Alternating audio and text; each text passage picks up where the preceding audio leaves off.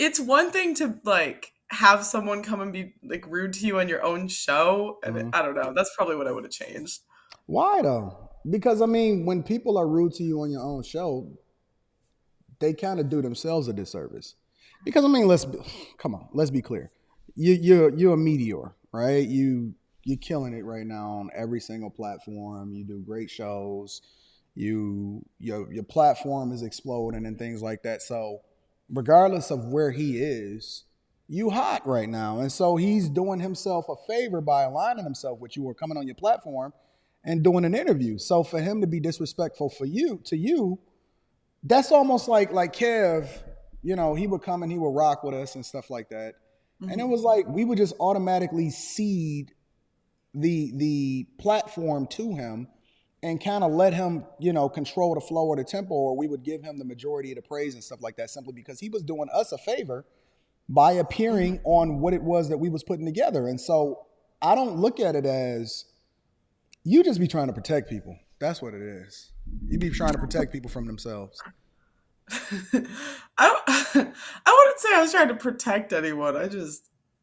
I feel like you'll see there were points in the interview where I feel like I could have stood up for myself a little bit better.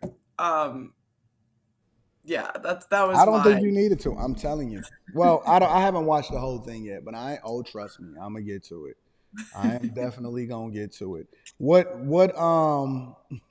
would you say this has probably been of content creators that you've collabed with or people that you've interviewed, not regular everyday people? Would you say that this was probably the most surprising interview that you've done?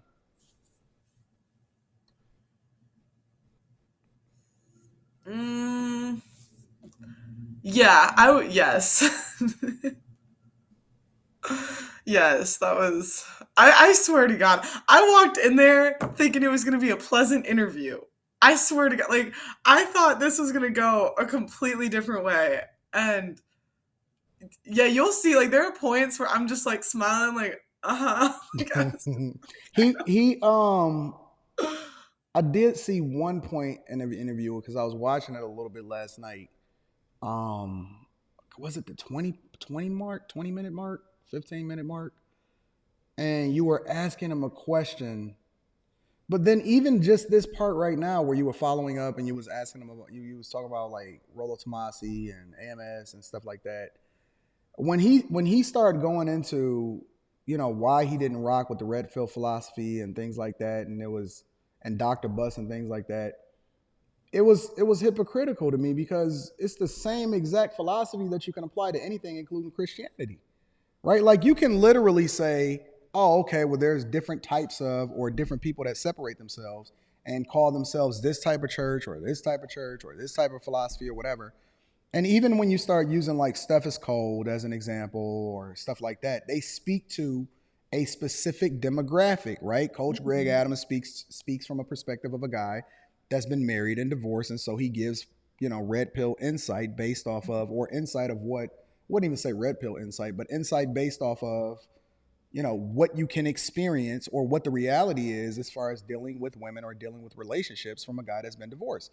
Steph Cole has never been married, so I don't understand what he's talking about when he was calling it Dr. Seuss versus Hamlet. I don't understand that. Did I miss something? No. Jesus Christ. I didn't either. And that's another thing. Like there was a lot of times where there are things I wanted to say that if I knew it was that type of interview, I would have come a little bit more prepared with Yeah. like rebuttals like that one. But again, I thought this was going to be I was not expecting to be compared to a porn star. I was not He expecting. compared you to a porn star? Yeah, oh, you didn't get there yet? Yeah, yeah. That's why I was like thinking, I was like, I should have waited a Oh. little longer. But No, no, um no, no, no. This is good because now I can because I the way that he rambled, it's difficult. It's hard to take in that those analogies and he go all the way around and he never even asking a question on a lot of this stuff. It's very difficult. yeah. And there was another point where he kind of what did he say to me? He said, Are you listening to respond or are you listening to talk?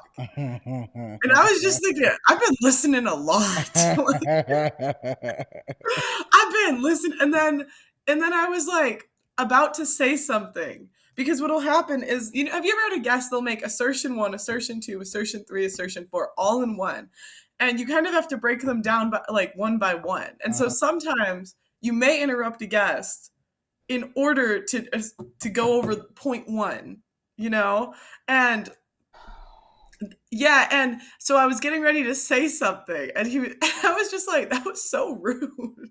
I was not raised like this." But you look very relaxed. Like you was chilled. You was sitting back. You was very composed. Yeah, because there's no again, like when I'm in an interview, I will never let someone rattle me, and I Mhm. will always stay calm. But then, like later, I'll be thinking about it. I'll be like, "God damn, I can't believe he did that."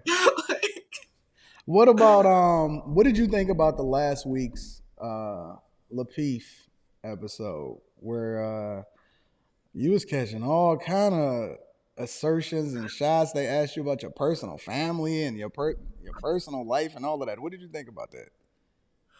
oh, yeah, that was interesting. Yeah, it was just kind of like the girls on the panel didn't really go into it with like what do they say in good faith, Mm.